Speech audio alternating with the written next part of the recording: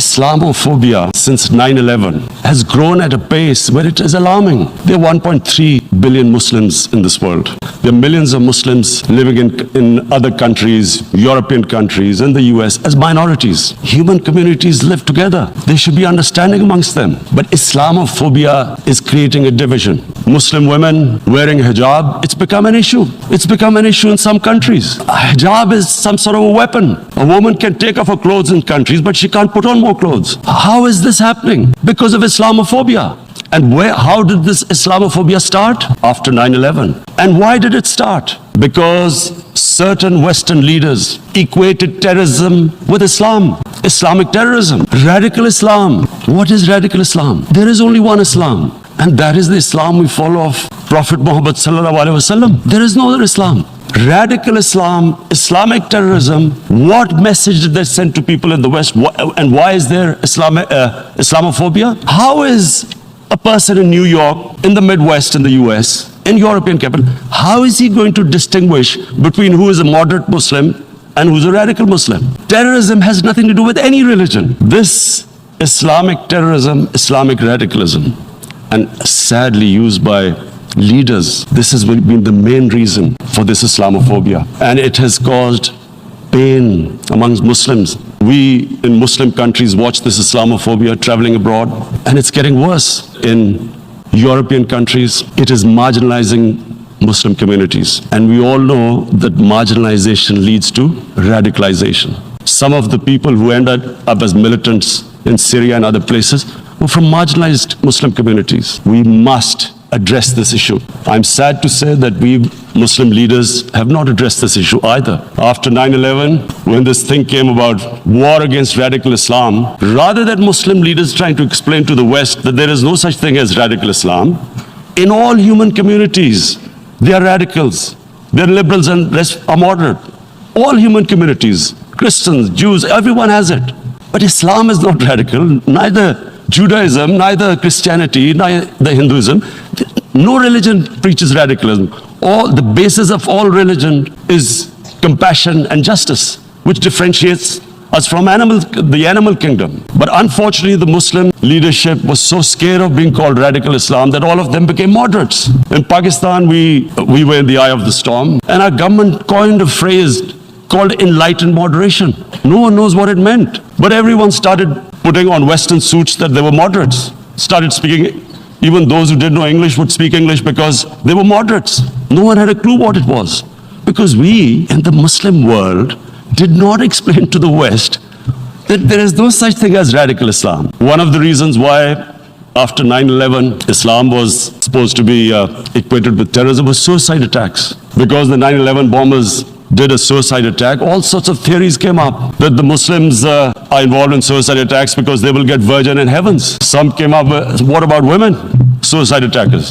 So this bizarre thing happened. No one explained. Suicide attacks and Islam were equated. No one did research that before 9/11, the majority of suicide attacks in the world were by Tamil tigers who were Hindus. No one blamed Hinduism, and quite rightly. What has Hinduism got to do with what desperate people were doing in Sri Lanka? We've seen films about Japanese kamikaze pilots at the end of the Second World War doing suicide attacks. No one blamed the religion. But here we were trying to prove we were moderates and not explaining to the West. But the most important thing I wanted to say here today, in explaining this Islamophobia, Mr. President, and I feel it's very important because I played professional sport in England. I spent a lot of time there. So I know how the Western mind works and how West views religion. So where the misunderstanding about Islam came. And one of the reasons it caused Islamophobia. That was in 1989, this book was published, maligning, insulting, ridiculing our Prophet Muhammad sallallahu alaihi wasallam. And there was a reaction in the Muslim world. The West couldn't understand what was the problem. Because in the West, because I have spent so much time in the West, religion is perceived completely differently. They don't look upon religion like we do. And so Islam was supposed to be an intolerant religion. It was against freedom of expression. And Islam took a real beating 30 years ago. I still remember it became a watershed. And every 2 or 3 years, someone would malign our Prophet, peace be upon him. There would be a reaction by the Muslims. And again, it was Islam, an intolerant religion. Again, this time, I blame a certain section of the people in the West who deliberately provoked this, knowing the impact it would have. But the majority of the people in the West didn't understand. This is where, again, Muslim leadership let the Muslims down. We should have explained to them what our Prophet, peace be upon him, means to us. So in 1 minute, I'll try and explain what he means to us.